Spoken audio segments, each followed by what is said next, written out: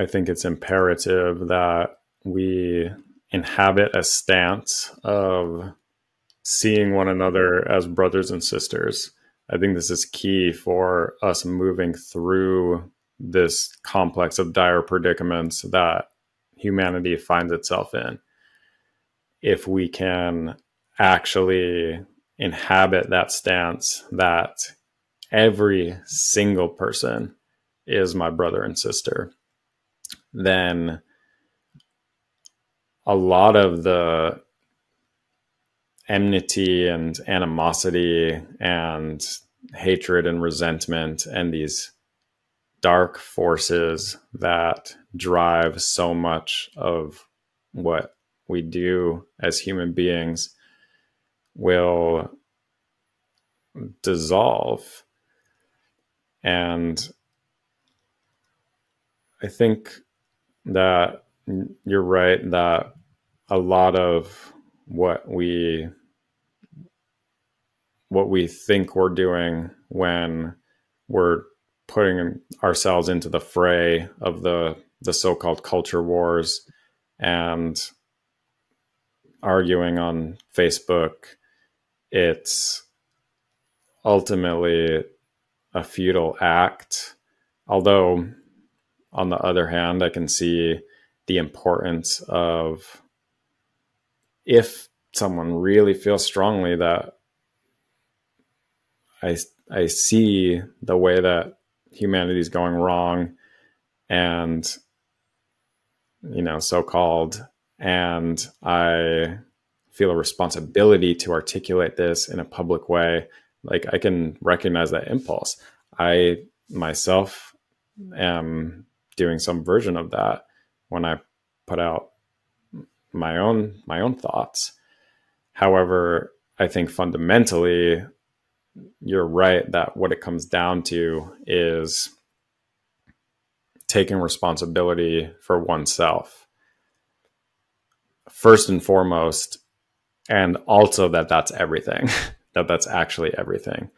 Because if I am able to get myself integrated and stop the war within, then I am not contributing to disintegration and war in the larger sphere.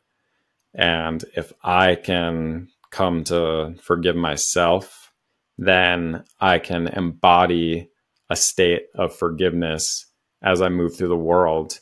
And that touches everybody that I touch.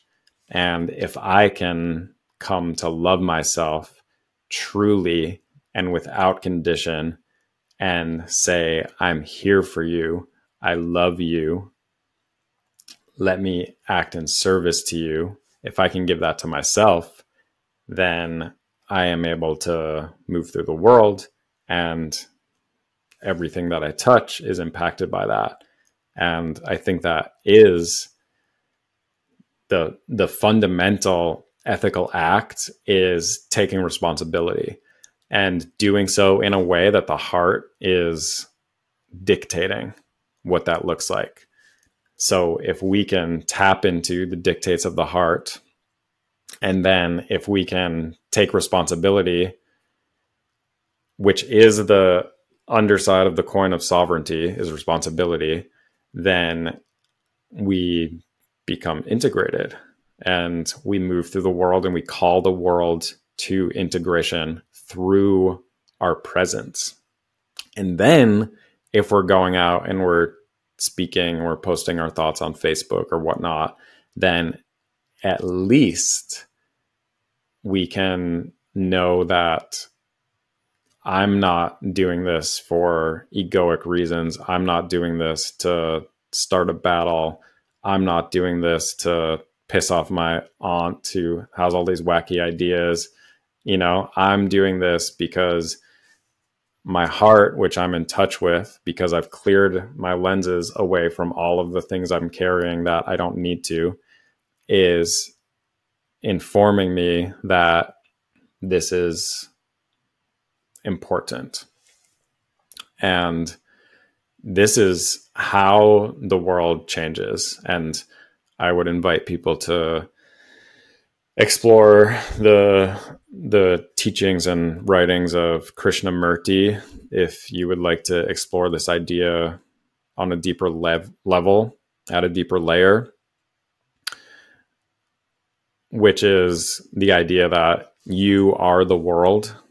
And again, like you're saying, Gabe, I'm not going to stop a war on the other side of the world by tweeting about it every day, but I actually truly can play a part in stopping a war on the other side of the world by ending the war in myself. If I can do that, then I can move out and work to end the war within my family. And if we can do that as a family, then we can move out and start to try to end the war in our community. And if we can do that as a community, and so on and so on and so on, because we're so interconnected on the level of consciousness, yes, and just on the physical plane mediated by the internet and how much access we have to one another, then I change myself, I integrate myself, and everything that I touch is called to integration. That's how it works. I'm convinced.